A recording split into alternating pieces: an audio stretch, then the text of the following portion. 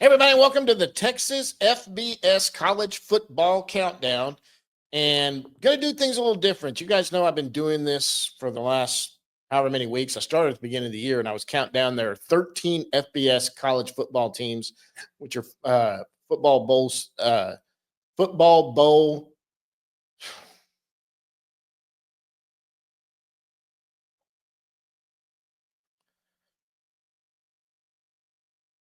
Everybody, welcome to the Texas FBS College Football Countdown. We've been doing this all year, started out with just Twitter rankings for everybody on that. And then I went into actually making some little videos about the Texas schools that are bowl eligible through FBS in the state of Texas. There are 13 schools. I've counted them down every week. We've had 2 or 3 at the top all week long. We've had 2 or 3 at the bottom all week long, but it's all cumulated to this. And I have never done a prediction show or anything like that, but I thought, you know what?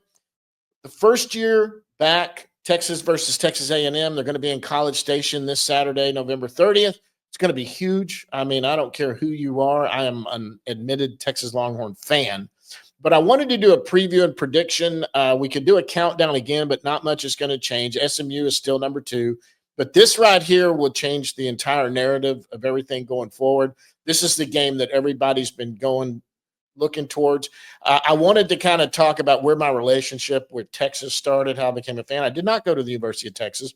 I'm in the Texas Rangers baseball media, been credential media for 5 years. I'm with All City Sports. That's who I'm working with covering the Rangers. We do a weekly podcast. If you didn't know that, the DLLS Rangers weekly podcast that Jeff Wilson and I have been doing for, 3-4 years now. We've had on all the players and coaches for the Texas Rangers, but that's not why you're here. Wanted to talk about the game this week, where I see it, the preview of it, and where I see this game ending up and who I think is going to win it.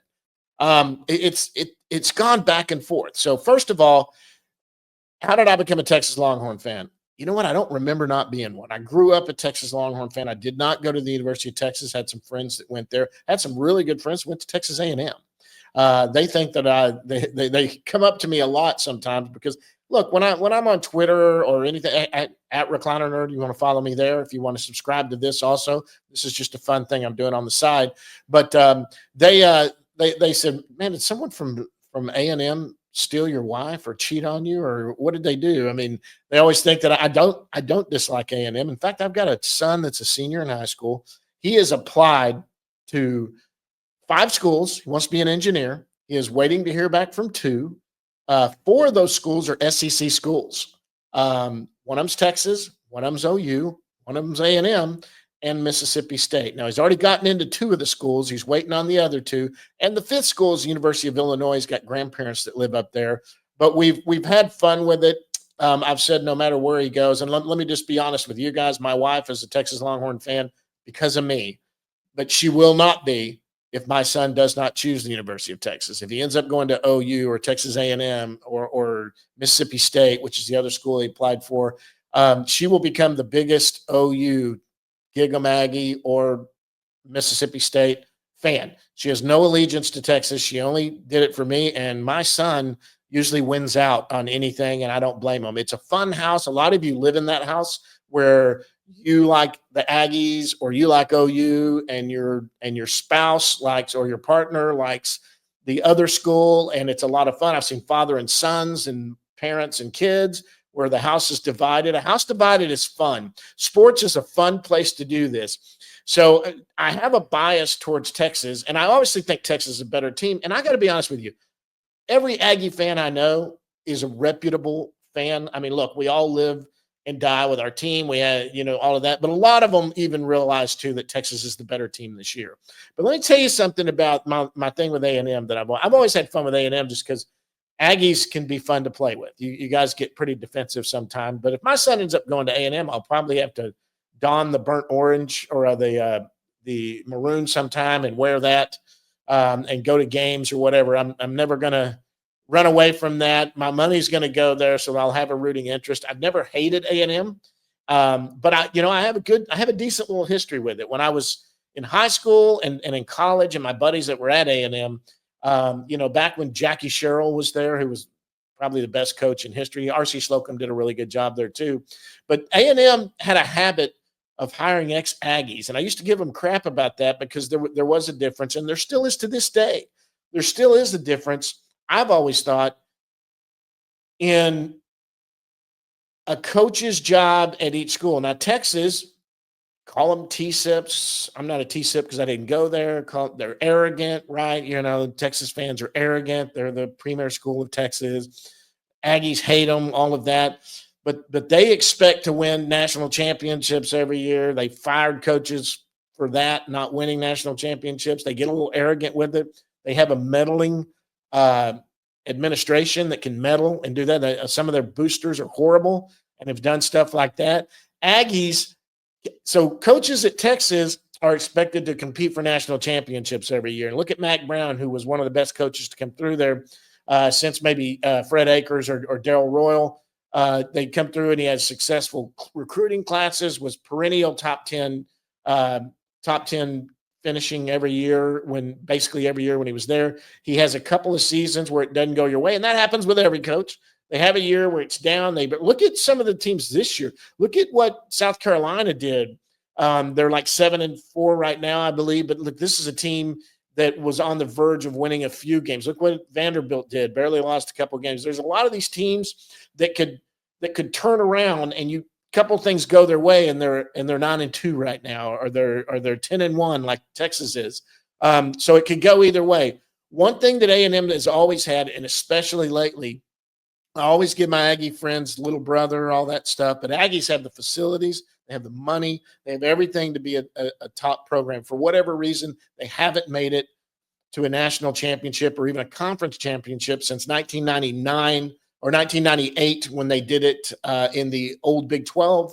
They made the Big 12 title game back then and won the Big 12. They haven't really they've been to a couple of Big 12 championships and didn't win them since then. Then they left. It's been 13 years they've been in the SEC. They never have gone to a SEC. They've never even won their division of the SEC to go to the SEC championship game. Of course, they don't do that anymore. Now with the number of teams in the SEC, they don't split them up by divisions anymore. Two best teams are going to go to the championship. And what's great about this week is this game is going to decide who goes to the SEC championship game against Georgia Bulldogs, who have already gotten there. So this game means everything. So what do I expect and what's going to happen? Well, first of all, let me get back to where I was on them. Mike Elko, when Mike Elko was hired, I didn't know if it was a great hire. I will tell you this. I wish I could find that tweet. There was a tweet I had back when A&M had their 2020 season. It was a COVID year. It was a little different that year, if y'all remember. Sam Houston won the national championship because there was a spring part of football that they did. They won a national championship that way, but A&M ended up number 4 or something in the country, had a good year. Players were testing positive, and some of your players wouldn't play one week, and they'd have to sit out a week. I mean, it was really hectic, but Jimbo Fisher put together a pretty good season there. They did pretty well and ended up pretty high in the SEC once the season was over.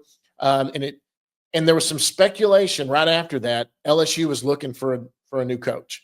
They had fired Obregon or whatever, and they got rid of him. They were looking for a new coach, and there was this rumor around that Jimbo Fisher, who had ties to LSU, had coached there before, all of that. And there were some rumors that he might be talking to LSU.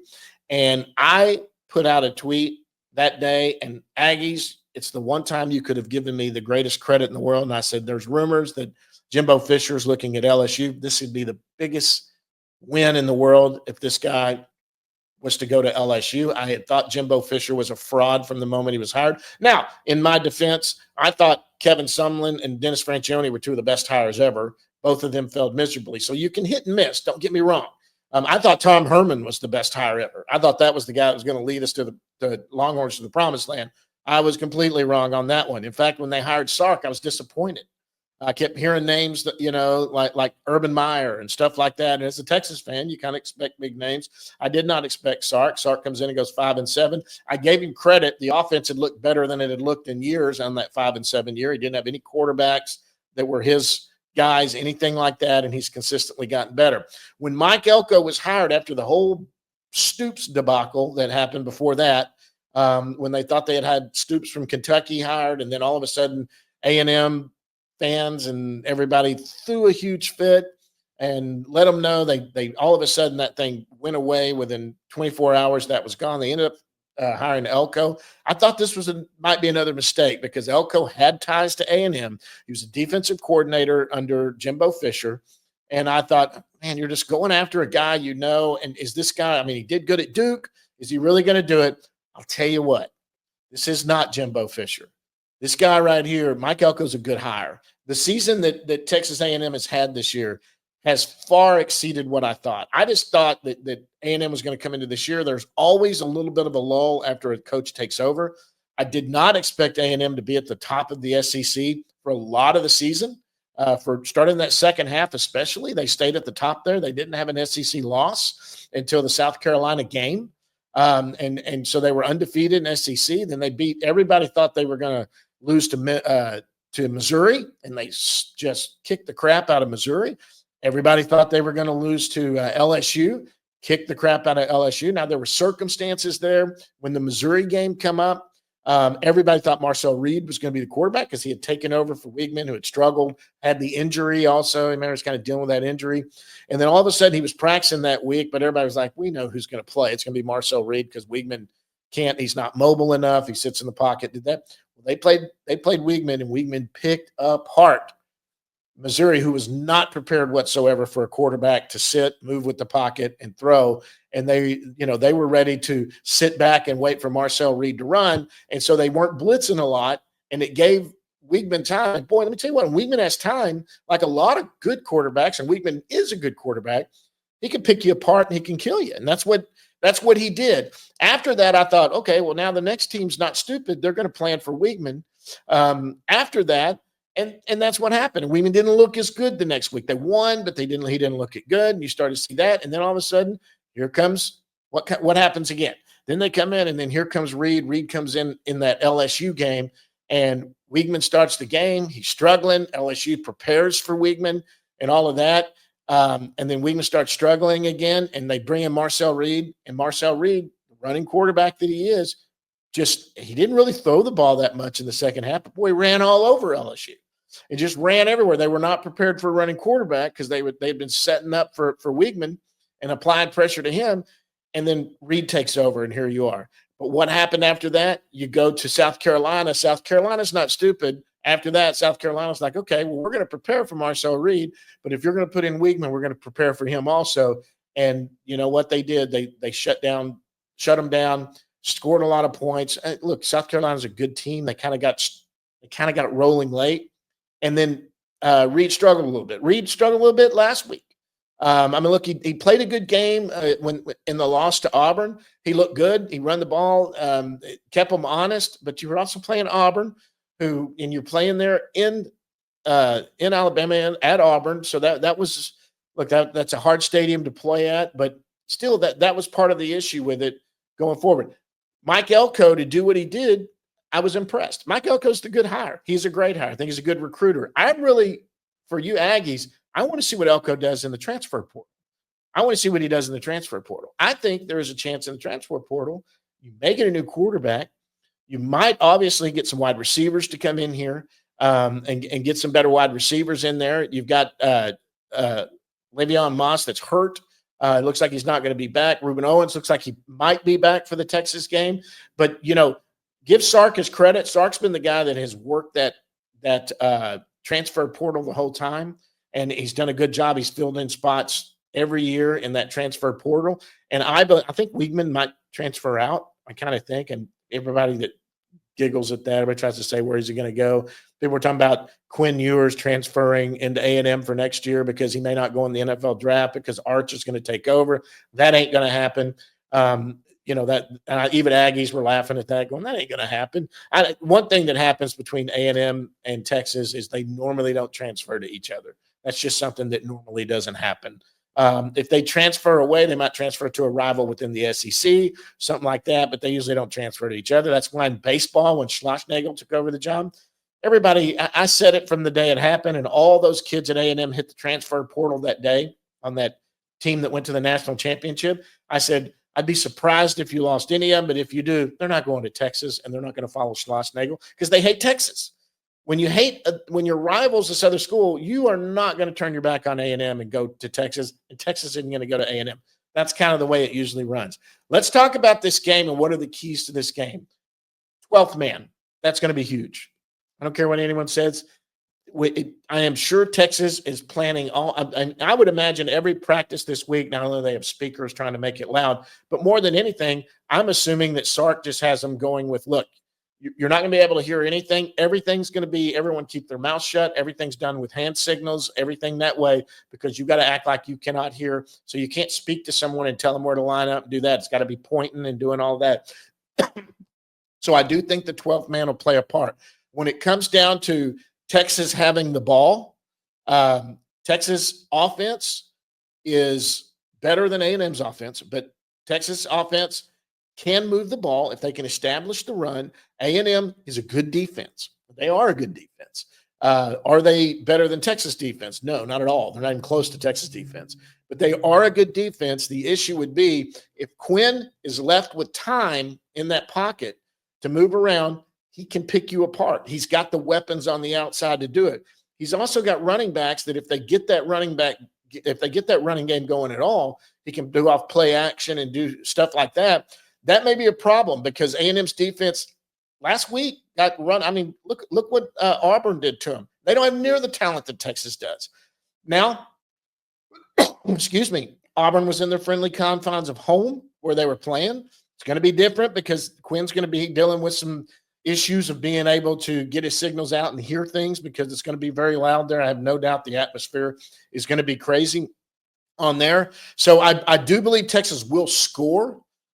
How much they score is really going to depend, on that A&M defense, which is so cliche to say that, and what they can do.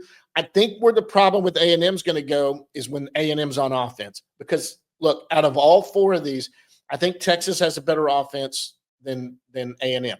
I think Texas has a far better defense than A&M. When you look at all of it together, what is the best group of any of this? The Texas defense is by far and away the best group in this game. The Texas defense, the best group that's playing. And it's Texas defense that has held these teams to what I believe it's 14 points or 12 points per game. They're holding most teams to under 250 yards.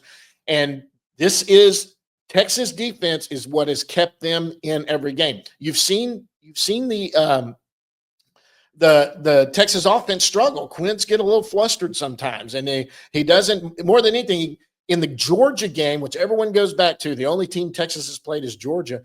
The Texas defense played fantastic in that game. The problem is when you give a team the ball within your own 30-yard line, they're going to get points out of it. They ended up getting 17 points out of it when they turn the ball over deep in their own end. And I don't care how, but Georgia had one drive in that game that was the killer. That's after Texas got back in it. Yeah, Texas had that stupid overturn call, which was dumb. It was the right call to get back to where it was. It was legally an interception that took it back down, but it should have never been overturned. As a Texas fan, I can tell you it should have never been overturned. But to do that and get that over with, and the Texas fans were idiots and threw everything on the field. We've already talked about that in some of the earlier videos. But after Texas got down there and scored, they had gotten within about 10 points there and were looking good. That's when Georgia had their one good drive. And Texas defense had been on the field the entire time. And Georgia put together the drive and just took the ball right down the field. And, I mean, they went down, and that was the final nail in the coffin right there. They were up 23-15 at the time. Texas was within a score. This 23-15 is what it was. So they were within one score. They needed 8 points, but they took that ball and went right down the field. It was the best drive of the night for Georgia. And Georgia, I think Texas was just worn out at that point. And once Georgia kind of got going, there wasn't much they can do. After that gone, Texas kind of got back on their heels. They got picked apart, and that was the good drive of the game. That was the one good drive of the game, and that can happen with any team. It's happened all year. Every once in a while, a team will get a good little drive on Texas, but Texas makes adjustments, and they're good. So what do I think is going to happen in this game? I think when you come down to who the best look, I tell you the part that scares me. The part that scares me is the special teams. Auburn has not been a great kicker for Texas. He has missed some balls that he should have never missed. If it comes down to a field goal, it scares the heck out of me. That's the part that scares me a lot. The punter has not been fantastic. At the University of Texas, you would think your kicker and your punter would be better than that. They're not. And if you're depending on them, that could be an issue. Now, the return game's been pretty good. Golden's been pretty good in the return game.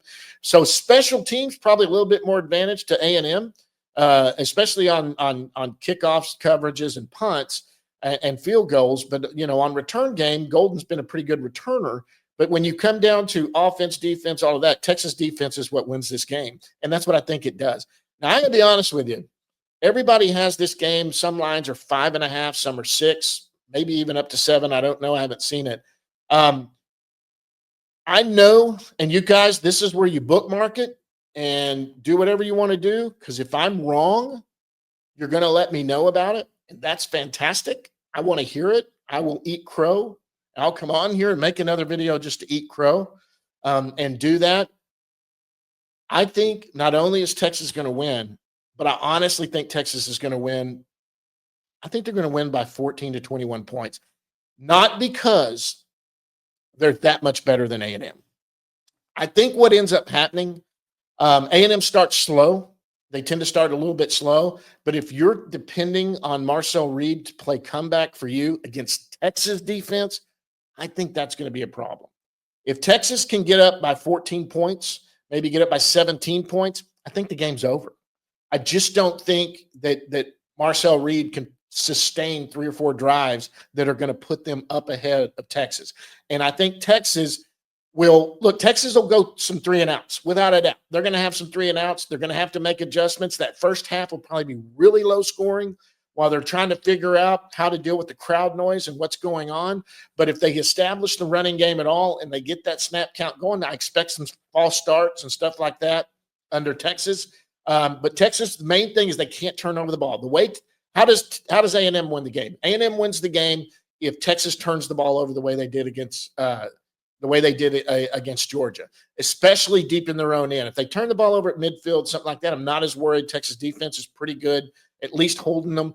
Texas is good about bending a little bit, but they'll hold you to a field goal and not let you get in the end zone a lot of times. And if they get you on your end, they put you in a lot of 3rd and longs in situations like that. And I think that's what could help Texas, because they're good at applying pressure from different sides and doing that.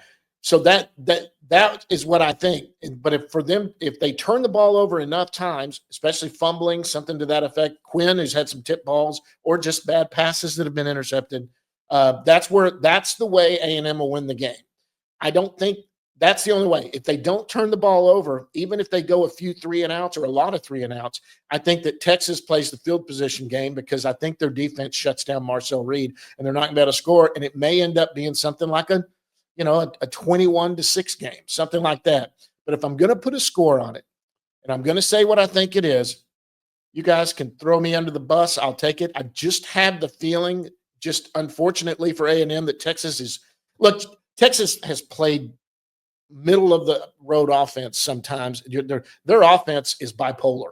That's the best way to describe it. It can be an offense that picks you apart, and it can be an offense that just looks sluggish or whatever. And their defense has kept them in every game and put them in position to score and do that. I think Texas offense starts to figure some of it out. More than anything, I think there's an element to the game that has not been utilized that I think, everybody wonders if Sarkisian's semi-holding some stuff back.